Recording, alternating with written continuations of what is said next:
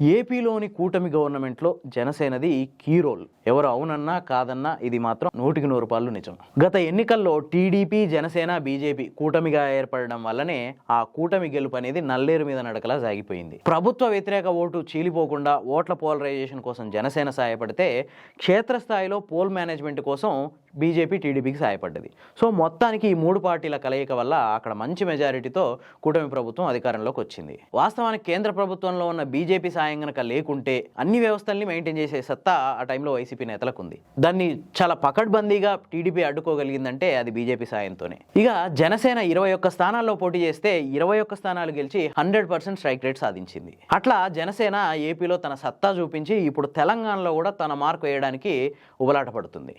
దానికోసమే రీసెంట్గా మొన్న జరిగిన కొండగట్టు యాత్ర కావచ్చు, రేపు జరగబోయే మున్సిపల్ కార్పొరేషన్ల ఎలక్షన్లో పోటీ చేస్తామని ప్రకటించడం, దీనికోసం జనసేనలోకి భారీగా చేరికలను ఆహ్వానించడం, కొద్దిమంది ఆల్రెడీ నేతలు చేరడం, అంతేకాదు ప్రతి నియోజకవర్గానికి సమన్వయకర్తలను ఏర్పాటు చేస్తామని ప్రకటించడం, ఇవన్నీ వేగంగా జరిగిపోతున్నాయి. కానీ ఏపీలో అధికార సాధనలో టీడీపీతో కలిసి పనిచేసిన బీజేపీ, జనసేన ఇక్కడ మాత్రం బీజేపీ జనసేనని దగ్గరికి తీసుకోవడంలో కొంచెం విముఖత ప్రదర్శిస్తున్నట్టు అనిపిస్తుంది. అయినా కూడా సైలెంట్గా జనసేన క్షేత్రస్థాయిలో తన కార్యకర్తలకు శిక్షణ ఇస్తూ పార్టీని బలోపేతం చేయడానికి కృషి చేస్తుంది. ఇట్లా తెలంగాణలో బలం పెంచుకొని రాబోయే మున్సిపల్ ఎలక్షన్స్, జీహెచ్ఎంసీ ఎలక్షన్లో తన సత్తా చాటి 2028 అసెంబ్లీ ఎలక్షన్ల నాటికి కింగ్ మేకర్గా ఎదగాలనే తాపత్రయంతో ఉన్నట్లు కనిపిస్తుంది. సో ఈ నేపథ్యంలోనే ఈ కొండగట్టు యాత్ర ద్వారా ప్రధానంగా ఉత్తర తెలంగాణ మీద దృష్టి సారించినట్టు కనిపిస్తుంది. ఎందుకంటే ఉత్తర తెలంగాణలో మున్నూరు కాపులు అనేది ఒక బలమైన సామాజిక వర్గం. అక్కడ జనాభా పరంగా చూసినా, ఆర్థికంగా చూసినా వీళ్ళది కొంచెం డామినేషన్ ఉంటుంది. అక్కడ తెలంగాణలో కాపులు అనే సపరేట్ క్యాస్ట్ లేదు.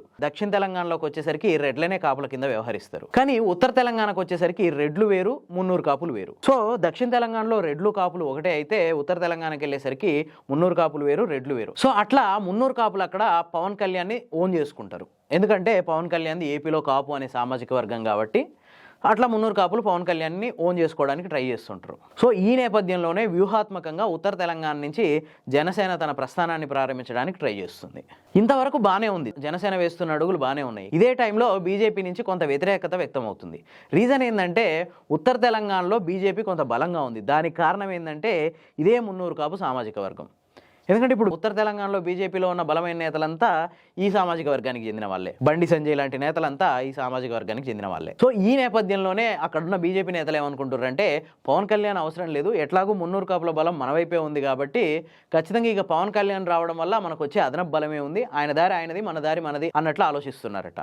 ఇదే విషయాన్ని Telangana state BJP president Ramachandra Rao కూడా అధిష్టానానికి ఇదే విషయం చెప్తా అన్న ఉద్దేశంతో ఉన్నట్టు తెలుస్తుంది. జనసేన మాత్రం మీతో పొత్తు ఉండని ఉండకపోని మేము మాత్రం నెక్స్ట్ మున్సిపల్ ఎలక్షన్స్లో పోటీ చేస్తాం, ఖచ్చితంగా పొత్తుంటే పొత్తులో భాగంగా పోటీ చేస్తాం, పొత్తు లేకుంటే సొంతంగానే పోటీ చేస్తామని కొండ బద్దలు కొట్టినట్టు చెప్తుంది. ఈ విషయాన్ని తెలంగాణ జనసేన జనరల్ సెక్రటరీ తాళ్ళూరు శ్రీరామ్ స్వయంగా చెప్పిండు. ఇదే టైంలో గతంలో పీఆర్పీ వల్ల ఏం జరిగిందో ఒకసారి చూడాల్సిన అవసరం ఉంది. ఎందుకంటే 2009 ఎలక్షన్లలో చిరంజీవి పీఆర్పీ అనే ఒక పార్టీని పెట్టిండు. ఆ పార్టీ వల్ల ఉత్తర తెలంగాణలో కాంగ్రెస్ విపరీతంగా లాభపడ్డది. 2004లో ఉమ్మడి ఆంధ్రప్రదేశ్లో అధికారంలోకి వచ్చిన కాంగ్రెస్ గవర్నమెంట్ 5 ఏళ్లలోనే విపరీతమైన వ్యతిరేకతను మూటగట్టుకుంది. అయినా కూడా 2009 ఎలక్షన్లలో కాంగ్రెస్ పార్టీ గెలవడానికి ప్రధాన కారణం ఏంటంటే పీఆర్పీ ప్రభుత్వ వ్యతిరేక ఓట్లను చీల్చడమే అని అప్పట్లో చాలామంది విశ్లేషకులు అభిప్రాయపడ్డారు. దానికి తగ్గట్టు క్షేత్రస్థాయిలో పరిస్థితులు కూడా అట్లనే ఉన్నాయి. పీఆర్పీ మొత్తం 294 నియోజకవర్గాల్లో పోటీ చేస్తే 15 చోట్ల 16 చోట్ల గెలిచింది. కానీ దగ్గర 70-80 నియోజకవర్గాల్లో